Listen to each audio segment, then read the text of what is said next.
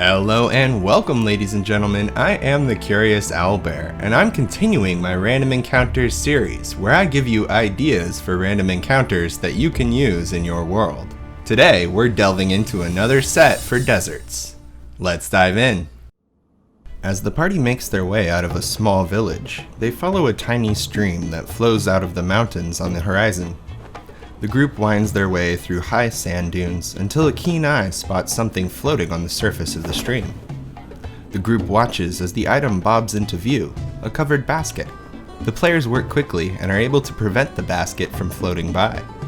What's in the basket, you might ask? Well, that is up to you as the DM. It could be a basket of foodstuffs that is offered as part of a ritual, or it could contain a plea for help from a village up in the mountains, or maybe it's empty. Whatever is inside, your party will likely drop everything they're working towards just to try to collect this basket. The party continues maneuvering around high sand dunes until they begin to hear the sounds of rushing air from the east.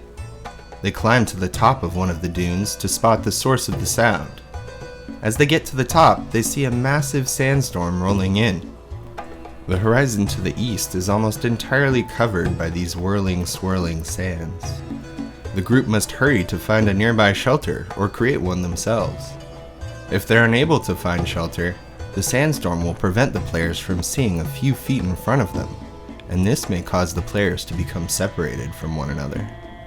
With the party unable to find shelter before the sandstorm rolled in, the group is blindly stumbling around in an attempt to continue following the stream. Luckily for them, they stumble into an area of sand that gives under the weight of the party members, and they fall into a one-room underground shelter. The entire room appears to have been carved out of the sand, and sports a couch, bed, and chairs. Standing in the center of the room is a stone table that has been placed over a large, ornate carpet. Here, the group can rest easily as the storm passes overhead. However, the party is not alone in the room. The carpet that lays stretched across the floor seems to move of its own accord every few minutes. If the group investigates and is able to remove the heavy stone table, they will discover the large flying carpet that was abandoned here long ago. The sandstorm passes and the group emerges from the shelter as they continue their journey.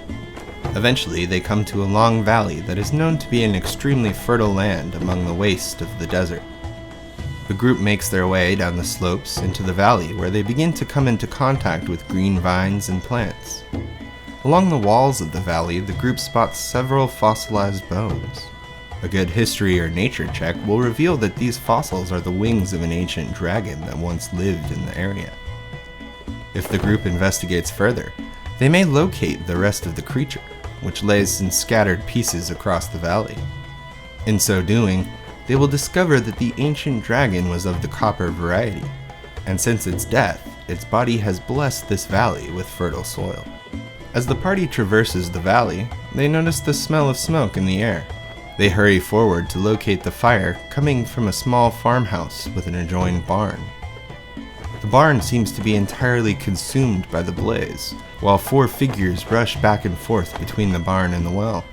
They toss bucket after bucket on the flames in an attempt to keep the fire away from the farmhouse. The group is able to get to the farmhouse and help fight the blaze. If they are successful in fighting the fire, they will be welcomed to dinner and to stay at the farmhouse. The family will be friendly, offering a short story about the accident that caused the blaze. The next morning, the party continues their journey. Eventually, they spot some movement on the edge of their vision. Moving toward the area where they saw some motion, they locate a recent burrow. It appears to be about 5 or 10 feet across, but has since been filled with sand. However, as the group was investigating the area, the weakest among them becomes trapped in a field of quicksand. It's up to you exactly how you'd like to handle the quicksand, but I would recommend using a strength saving throw to see if each member of the group becomes trapped. It then becomes a race against time as the group struggles to free their trapped companions. Unfortunately, the giant scorpions of this area have realized that animals and travelers are sometimes trapped in the quicksand. They burst up from their underground burrows, surrounding the party and attacking with claw and sting. Giant scorpions can be quite dangerous monsters, considering they make 3 attacks, with one being a sting that can cause 4d10 poison damage on a failed Constitution saving throw. When you add some difficult terrain, such as the quicksand, this fight can be extremely deadly. Eventually, the group defeats the giant scorpions. They take a moment to rest, binding their wounds and catching their breath. The group is still being watched, however. Several giant vultures circle the area, waiting to salvage remains of victims of the quicksand or the scorpions.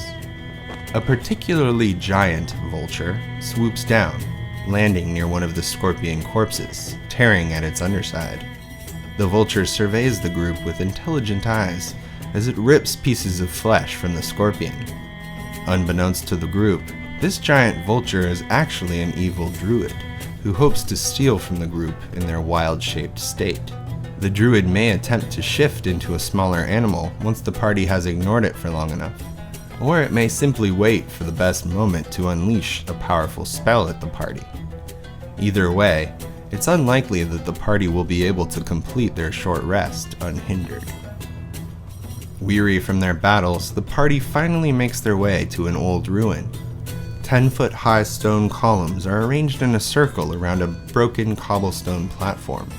The area provides decent shelter for the night, as the party is weary from a day of traveling. If they do not thoroughly investigate the area, they will be attacked during the night by a Medusa who makes her lair here. Medusas have dark vision and proficiency with stealth, which makes them a formidable foe to use during the night. Plus, if your group awakens to a Medusa, they may make the mistake of looking directly at it and succumbing to her petrifying gaze.